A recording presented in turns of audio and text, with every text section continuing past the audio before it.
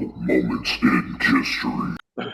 I don't have a whole lot, believe it or not. So, because Get the fuck out of here. I intentionally left things for you guys. So, the thing about this album to me, critical moments, not in KISStory, critical moments to me concerning this album. This is the album that I got after I had Destroyer and Alive 2. So people who knows my story don't know my story. I became a Kiss fan in August of 77 after Elvis died. My grandmother bought me Destroyer at an old school drugstore. And a couple months after that, in October 77, Alive 2 came out, which my mom purchased for me right after it came out. And the Christmas of 77, I got on album, I think I got one of them on 8-track. I think I got Rock and Roll Over on 8-track, and I got Love Gun on vinyl because I remember the pop gun in it. And that was kind of like that for a little bit until the solo albums came out, double platinum, and because I got double platinum in the solos. That was kind of like my exposure to. I remember double platinum had songs on it that I'd never heard because I'd not heard any songs off the first 3 albums. I'd not heard Alive. So Love Gun was one of the albums I really wanted because it had Shock Me on it. It had a lot of the songs on it that I liked off of Alive 2. So this was a huge album for me. This album, they recorded this album that, like Tommy said, some people consider to be their best. It's kind of like a toss-up between Rock and Roll Over. The first album, Rock and Roll Over, and this album. They recorded this album in like 25 days. And Ace didn't show up till like a week into recording. So a lot of the basic tracks was recorded by Gene, Paul, and Peter. And it was released on June 30th, and it shipped platinum and debuted. The first Kiss album to debut and peak at number 5 on the Billboard Hot 200. And Kiss was also voted the most popular band at this time, beating out bands like Aerosmith and a lot of the other bands that were popular at the time. And they would soon be embarking on the massive Love Gun and Alive 2 tours. And Ken Kelly, critical, he painted the cover, returned for that, painted the cover. You got the view of this would have been, now I'd already seen what Kiss looked like in their new costumes because I had Alive 2, but this was the reveal of the costumes and the most iconic costumes that they've ever done or ever will do, in my opinion. So much to the point that they tried to rip these costumes off after this. They tried to rip them off. But I think it's the most iconic Kiss costumes. It's the most iconic stage. It ushered in the most iconic era of Kiss to me, from the Love Gun album to Dynasty. To me, it was all Super Kiss. I know they called Dynasty Super Kiss, but that was the costume change.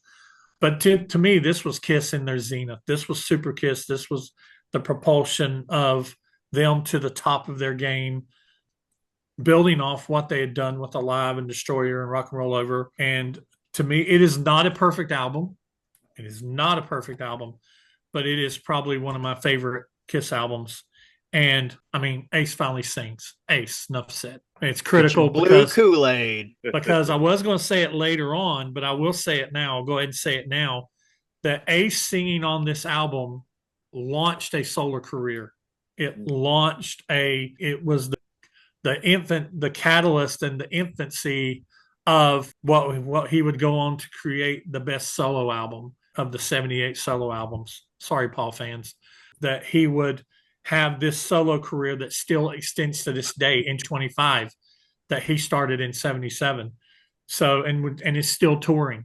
And so it all began with this album. So I don't know. I think it was just Eddie Kramer that just kind of pushed him, because Eddie Kramer also pushed him and produced his solo album. So I think Eddie and Ace had a good relationship.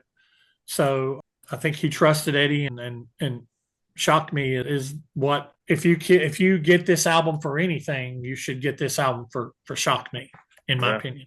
Anyway, what about you, AJ? Love Gun for you? Love Gun for me. Yeah, shit. It was one I didn't really get at a young age. I got it.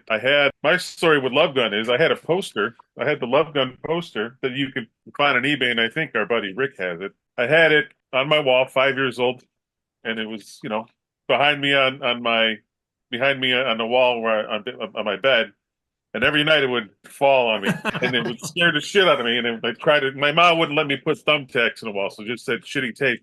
And in the middle of the night, you hear it like just fall on my head, and I'd start screaming and crying. And then finally, my mom just crumbled it up and threw it in the garbage. Like this damn. So that's kind of my thing. Maybe I don't know, but I mean, I always because Gene is so damn scary in that. Mm-hmm. Imagine that falling on your head as a 5-year-old kid. It's like. But like you said, yeah, it is probably their best costumes. It is. I love the artwork for sure. But it would just scare the shit out of me as a kid.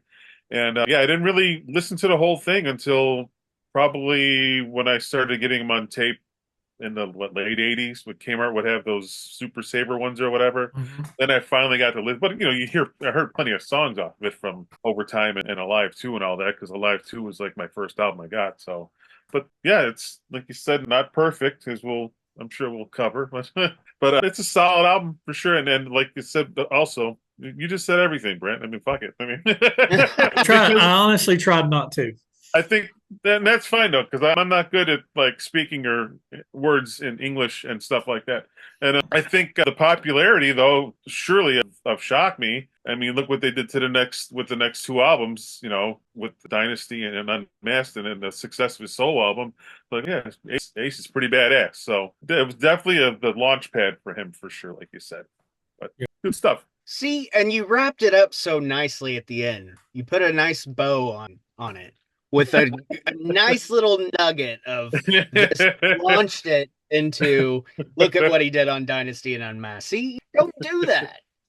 You're good. All right, well, I got to go to bed now. So the only thing that I have to add to the critical part of it is, like Brant said with the costumes, that's what they came back with the reunion tour.